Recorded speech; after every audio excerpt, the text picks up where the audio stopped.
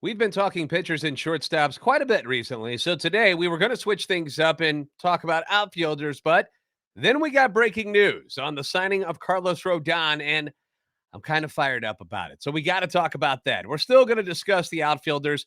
We'll look at what the Cardinals do have first, and then at some names that might be useful if the Cardinals decide to go that route. This is all coming up on today's episode of Locked On Cardinals. You are Locked On Cardinals, your daily St. Louis Cardinals podcast, part of the Locked On Podcast Network, your team every day.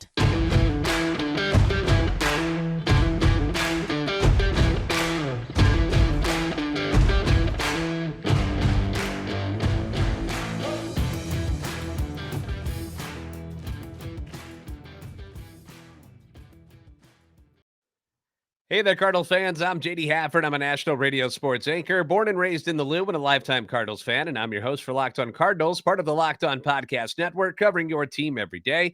Follow me on Twitter at JD Sports Radio. You can follow the podcast as well at LO_Cardinals. We want to thank those of you who make Locked On Cardinals your first listen every day. We're free and available wherever you get your podcasts, on iTunes, Spotify, and Google Podcasts. You can also find us on YouTube.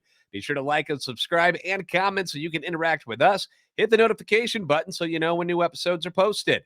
This is a show serving Cardinal Nation and giving the best fans in baseball all of the info about the birds on the bat. Well, happy Thursday, one and all. Another day closer to the weekend, and we've got some breaking news tonight. Left-handed pitcher Carlos Rodon has signed with the Yankees, unfortunately. I know. What a bummer, right? But didn't this kind of seem inevitable all along? I mean, let's think about it. As soon as the Yankees figured everything out and got to retain Aaron Judge, their next order of business was to go after pitching. Jacob deGrom and Verlander, they're already gone. They're off the market, so that brings them to Carlos Rodon's front door. And we heard the rumors that Rodon was seeking 7 years, but he fell a little bit short of that. According to reports, Carlos Rodon and the Yankees have agreed on a 6-year, $162 million contract. That deal also includes a full no-trade clause. 31 starts this past year for the Giants. He was 14-8 with a 2.88 ERA, earning his second consecutive All-Star selection and placing sixth in the NL Cy Young balloting.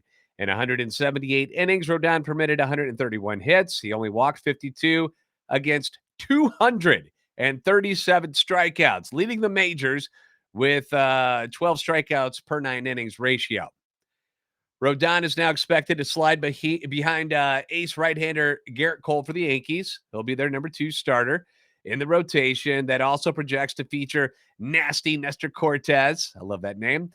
Luis Severino and Frankie Montas, with Domingo Germán and Clark Schmidt now pushed back into depth options. Now, 3 years removed from Tommy John surgery, Rodon is throwing harder than he ever has. He averaged a career-high 95.5 miles per hour on his fastball, which ranked in the top 5 among left-handed starters. Last year, he set a Giants franchise record with 11 double-digit strikeout games, 7 of which came in the second half. So it's not like he slowed down as the season went on. Opposing batters hit .202 against him, the 4th lowest mark in the National League. So let's look at this again. 6 years, $162 million. Calculator, $27 million a year. He's 30 years old. Prices keep escalating, right? Every year they go up in Major League Baseball. Nothing is getting cheaper. It's getting more expensive. So in 2 years, for a guy of this caliber, it's going to be kind of like a bargain, right? I mean, think about that. Think about it for a minute, what some of these guys are making. And then look at what Carlos Rodon just signed. And he's locked in, man. 6 years. No trade clause. There's no opt-outs. This is his deal. This is not obscene money for a verified ace. So why aren't the Cardinals in on a deal like this? How is this too expensive for the St. Louis Cardinals? This isn't 10 years, $300 million like these shortstops are asking for. I find those numbers to be outrageous, and I understand why the Cardinals are like, that's a little too much, we think. I get that. I understand why you might have cold feet. But what exactly is not to like about this deal if you're the Cardinals?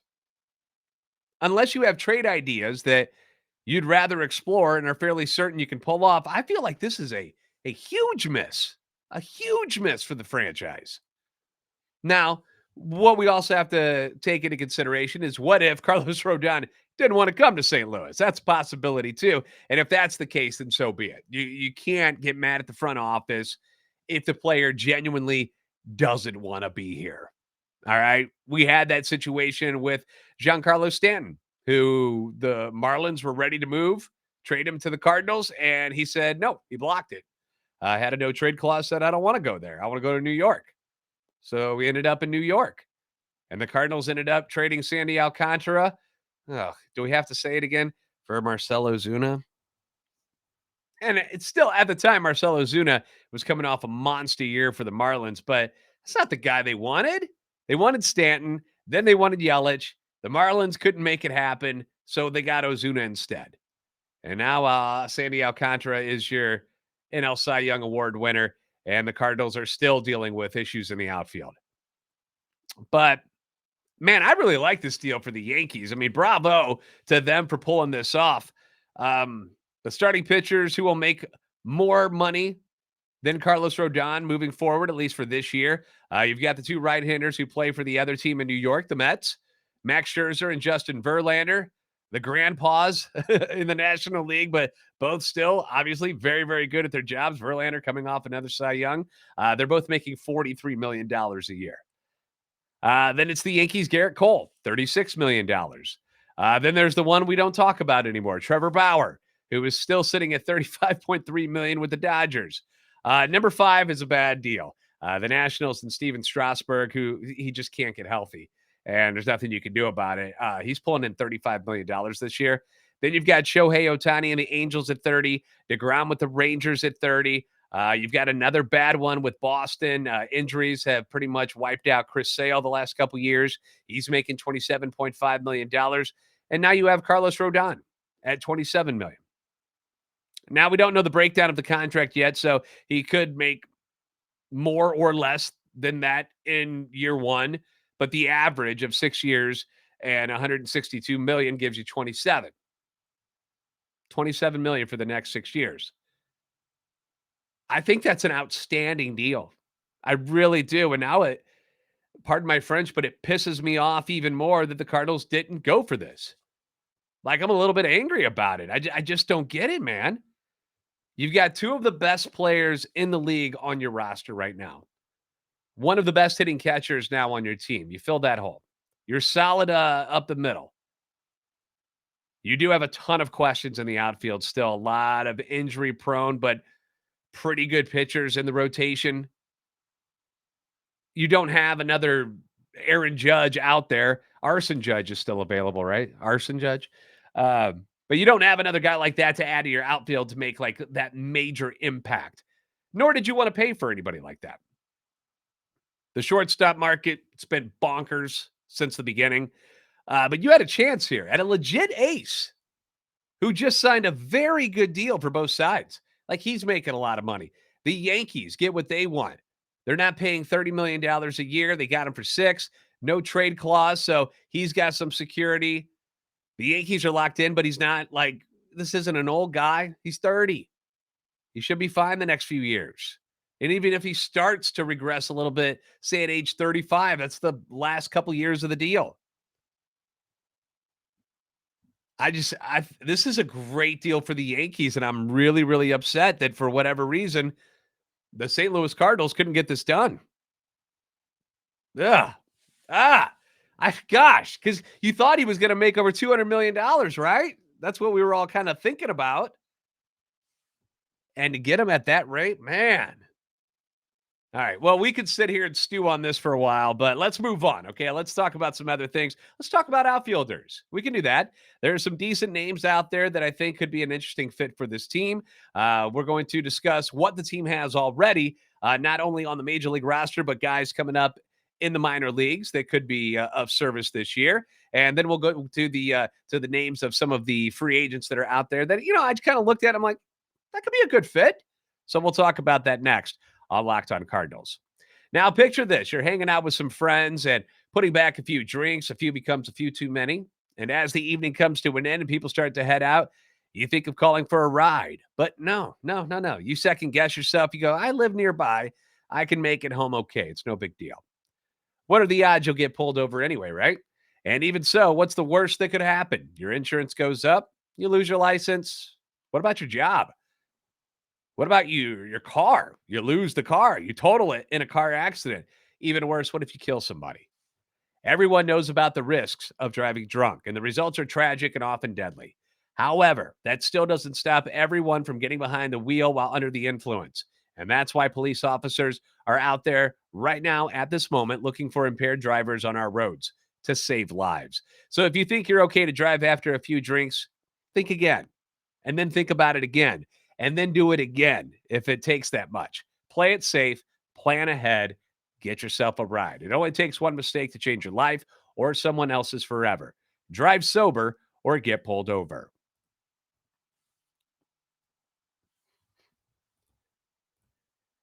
Thanks for making Locked On Cardinals your first listen today. For your second listen, check out Locked On Sports Today. From the games that matter the most to the biggest stories in sports, go beyond the scoreboard and behind the scenes with local experts and insights only Locked On can provide. Locked On Sports Today, available on this app, YouTube, and wherever you get your podcasts.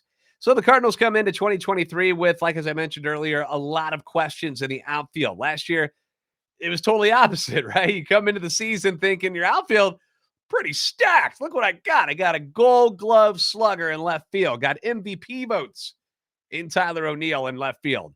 I've got a Gold Glove defensive wizard and team spark plug Harrison Bader with his gorgeous locks coming out the back of his hat in center field.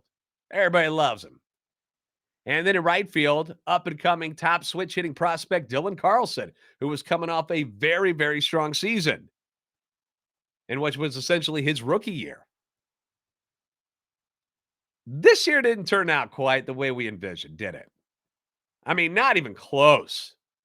And mostly because of injury reasons, okay? And you can't predict injuries. They just happen, but that ravaged our outfield this year. And it got so bad that Bader, who was injured at the time, had to get shipped to the Bronx because the team had a shortage of good starting pitchers to help get them in the playoffs. Bader couldn't help him. He was hurt.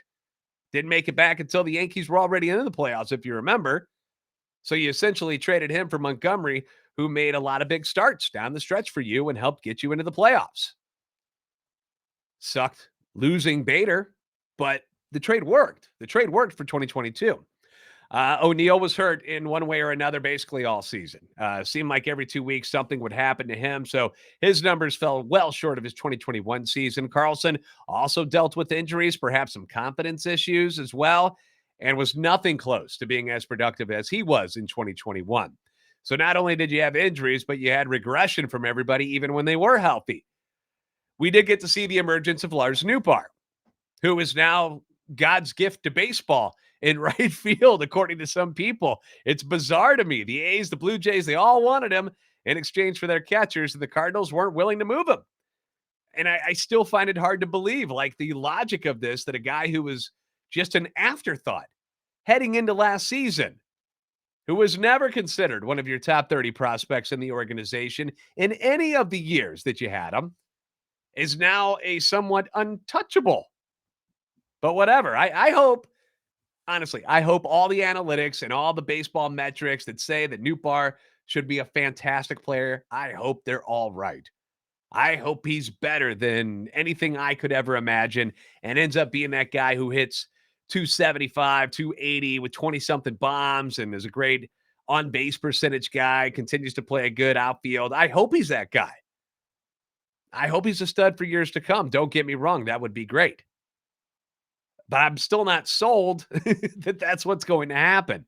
Other outfield options for this year, Juan Yepez, who seems destined for that DH job, but he can also fill in at third and first and the corner outfield spots if you need him to. I know it wasn't the most graceful thing to watch him in the outfield, but hey, sometimes you gotta have guys play in the outfield. And if the defense takes a hit once in a while, so be it, as long as he's hitting, right?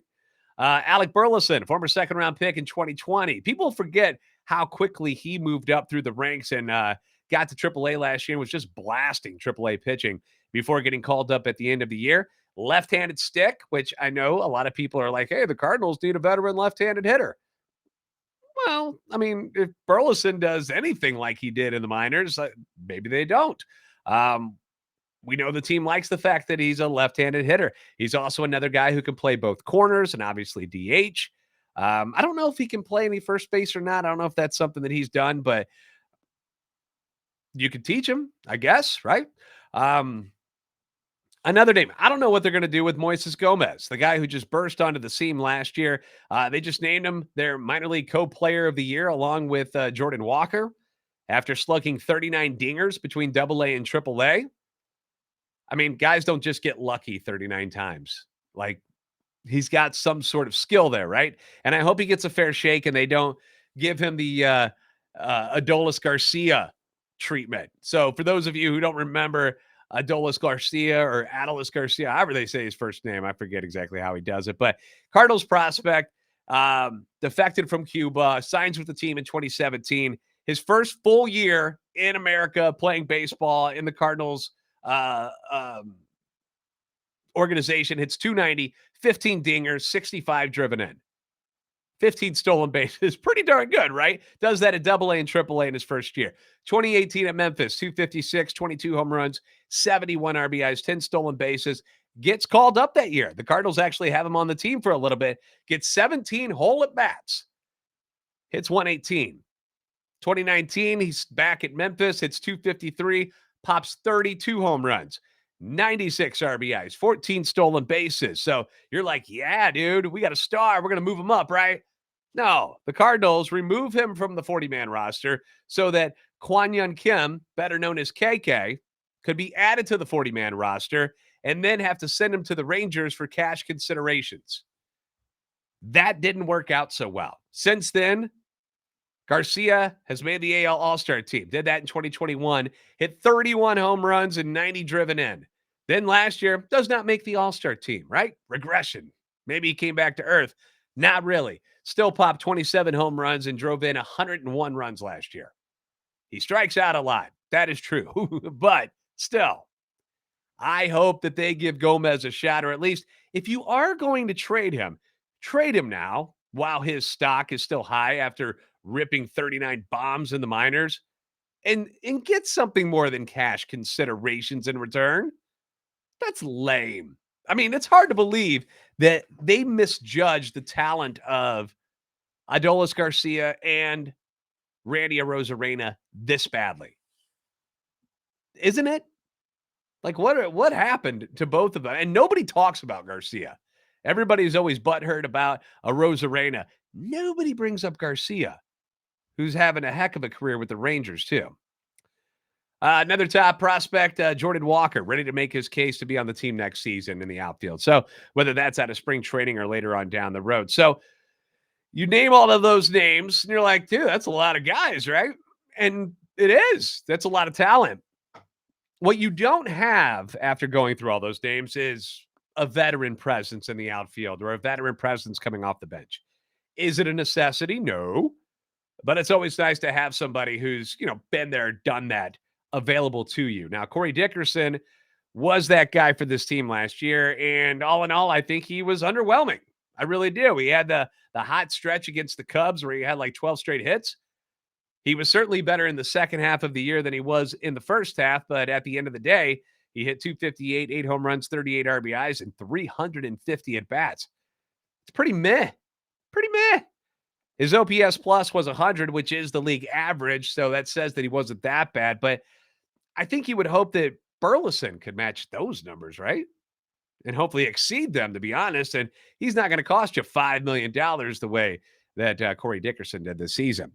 So who are some veteran free agents that the team could be looking at if they decide to bring in a veteran presence? Well, I'm going to run some of the names that I like down for you next on Locked On Cardinals.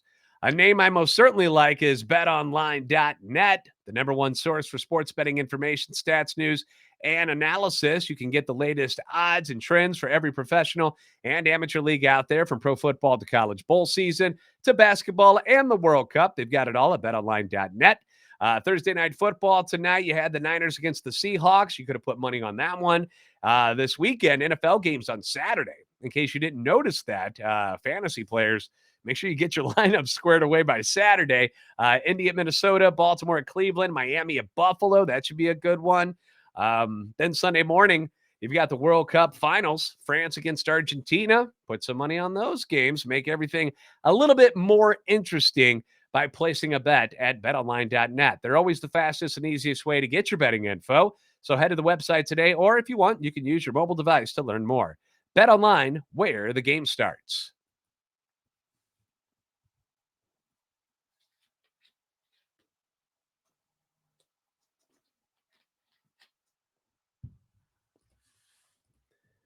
Free agent outfielders who could add some presence off the bench or even start when needed. Here's what I got for you guys. Now, a few guys who will need to be starters. All right. We're not going to waste our time with them. Okay. They're going to be paid to be starters. We're going to skip over them. So names like Andrew Benintendi, Michael Conforto, Joey Gallo, AJ Pollock, Will Myers, guys like this. They're all going to make $10 million or more a season. And if you sign them, they're going to be starters, right? So we're going to move past that group. The guy I like, and you can argue with me all you want. I encourage you to have discussion in the comments below on YouTube. A guy that I like that just screams like a solid fit for me, and I brought him up before, is former NL MVP Andrew McCutchen. Still has some life in his legs to play all three outfield positions, right? Veteran, great clubhouse guy. You've never heard anybody say a bad thing about Andrew McCutchen. He's bounced around the last couple of years. But last year in Milwaukee, played in 134 games, hit 237, 17 home runs, 69 driven in. Solid numbers. Sure, his ballpark is very good to hitters. I understand that. But I just like the idea of somebody like an Andrew McCutchen to be on this team. I just like it. Michael Brantley from the Astros, another guy that has been brought up very often in the comments on the podcast. Left-handed hitter, shoulder issue last year that cut his season short. He's been an excellent hitter over the years. Not much power, which it's not the be-all, end-all. You like to have somebody who could put it over the wall, but hit 288 last year before he got hurt, but hit 300 or better in the previous 4 seasons. So that's nice. What about our old friend? Now, this one might get some people heated. What about Tommy Pham? What do you guys think about Tommy Pham? With the Reds last year, ends up getting traded to the Red Sox, hit 236, 17 home runs, 63 driven in. And that wasn't all he hit. If you remember, he also slapped Jock Peterson silly over fantasy football shenanigans. And he still plays with a fire. He still does, man. He gets worked up out there on the field, always hustling, never takes anything for granted. But, you know, we were talking about one of the reasons why Wilson Contreras was a good fit for the Cardinals was the attitude that he shares with guys like Nolan Arenado. They're fiery guys, and Tommy Pham is that guy. So just another name to throw it out there. And then, of course, we've got Matt Carpenter, who he had to play outfield last year for the Yankees at one point. I was very much, and I know, I was very much anti this move early on. When it first got brought up, they're like, ooh, bring Matt Carpenter back. I was like, no. The ship has sailed. You know, let him go do what he needs to do in the American League and, you know, leave the Cardinals alone. But I'm starting to realize what the benefit of bringing him back might be. You get the veteran, left-handed, doesn't need to start, doesn't care about starting anymore. It'd be a nice little homecoming, feel-good type of story, not like a Pujols type of deal, but still, nobody disliked Matt Carpenter. It just he wasn't producing anymore. Figured some things out thanks to his buddy Matt Holliday, who just so happens to be the hitting coach now for, well, one of the hitting, you know, bench coach, but he's going to be one of those voices on the coaching staff now. The shift is getting altered a little bit. That was something that may have hurt Carpenter's numbers a lot. So maybe he fares better. I don't know. But I wouldn't expect the power surge that you saw in New York that he had because of their short porch in right field. I also pointed out that he had hit a few home runs against the Red Sox in their ballpark. So I would expect the power numbers to be there. But I don't know. It seems like a pretty Cardinal move to do, right? Like, that isn't something that seems out of whack with their current situation that they would bring in a guy they're comfortable with, that they like, in Matt Carpenter. So I wouldn't be surprised if you saw something like that. But you look at this roster, and there's just not a lot of room on it to make any additional moves, really. You've got to trade people if you're going to do it. If you think your young guys can come in and handle everything that you want them to handle, the names like Gorman, Donovan, Yepez, O'Neill, Carlson, Nootbar, Burleson, and then Walker. I mean, that's a lot of talent that is just sitting there waiting. And eventually, you've got to play these guys. All right. If you're not going to trade them, you got to play them. And we got to find out what you have. So, you got to just see it and hope that these young guys flourish the way you hope and think it will. And if it does, then the Cardinals should feel pretty good about their depth in the outfield, and signing a veteran won't be something that they need to do. I would still like somebody who's a veteran to come off the bench or can play some outfield, but that's just me. I just like being able to have that one guy that I still, I've seen him do this for a couple of years, and I trust him to be up there, because we don't know. We don't know if Carlson's going to bounce back, or O'Neill's going to bounce back, or Nootbar is going to continue to go up, or Burleson's going to be anything like he was at Memphis. We don't have answers on this. Hopefully we'll find out, and hopefully we find out that they can do it. Thanks for making Locked On Cardinals your first listen today. For your next listen, check out the Locked On Sports Today podcast, the biggest stories of the day, plus instant reactions, big game recaps, and the take of the day. Available on the Odyssey app, YouTube, and wherever you get your podcasts. You're the best fans in baseball for a reason. I'll see you next time on Locked On Cardinals.